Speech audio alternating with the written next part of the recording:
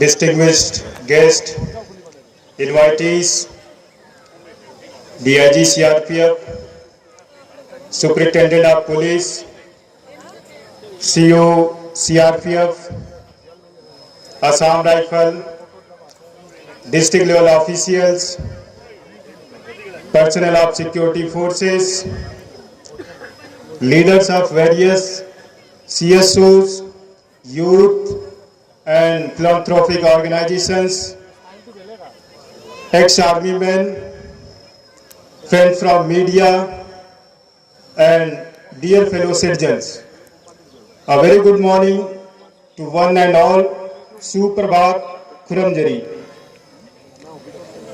On this auspicious and joyous occasion of Republic Day of India, I would extend my warm greetings and best wishes to all of you. Today, Republic Day is being celebrated all over the country, ranging from the national capital to the capital of all the states, union territories, district headquarters, and many more. Today, let us remember and recall the supreme sacrifices made by our great freedom fighters and valiant soldiers who showed incomparable courage in their pursuit of the dream of Swaraj.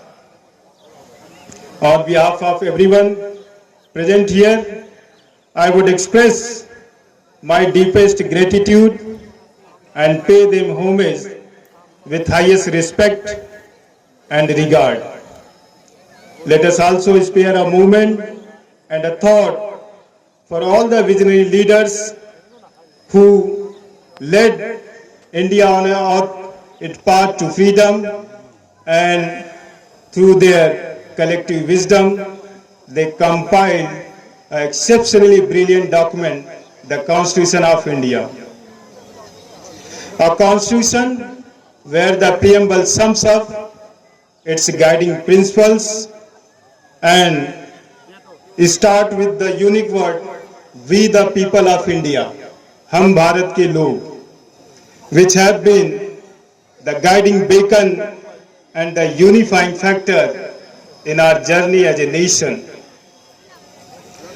As our democratic system is much older than the concept of Western democracy, that's the reason we called our Bharat as a mother of democracy. Also, this is a day to cherish our journey as a nation, a journey where everyone has contributed and played their own important roles. Above all, this is a day to also cherish our republican values as well. A republic is its people.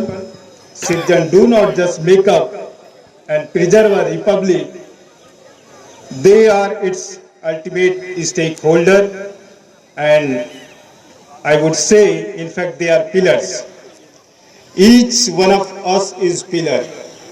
The soldiers who defend and guard our republic, the farmers who feeds our republic, and the doctors who heals our republic, the teacher who educate our republic, and the mother who nurture our republic, our senior citizens who can look back with pride, at how far they have brought our republic,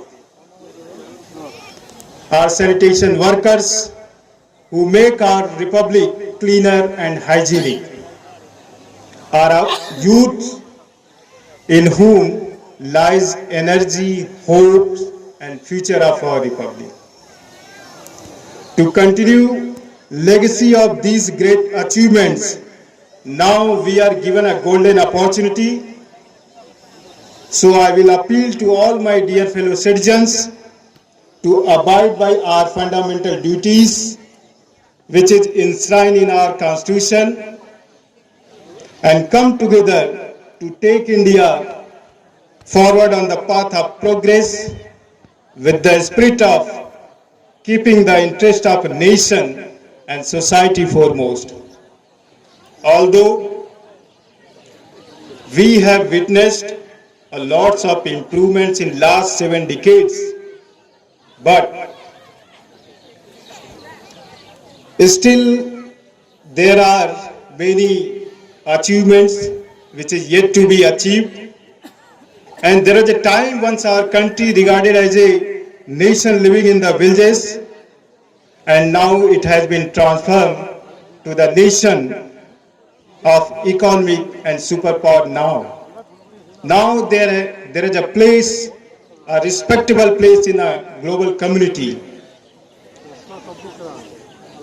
But still we have many hurdles in our path that we all have to face by joining our hands together. We have to remove existing impediments for the growth to be equitable and sustained.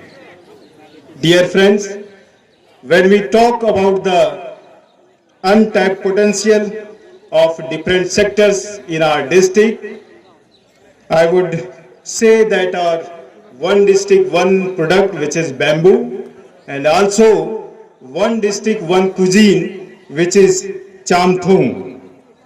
These are the best example of organic produce for which we need to be vocal for local. And we also need to formulate a strategy to harness the untapped potential of various sectors like agriculture, sericulture, horticulture, and others as well, so that we can move towards the dream of Atmanirbhar Bharat.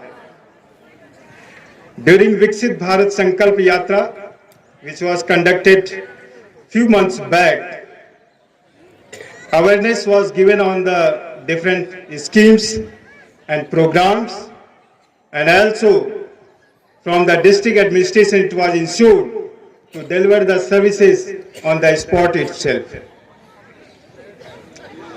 Moreover, there have been a number of mission mode schemes to increase the ease of living for all citizens,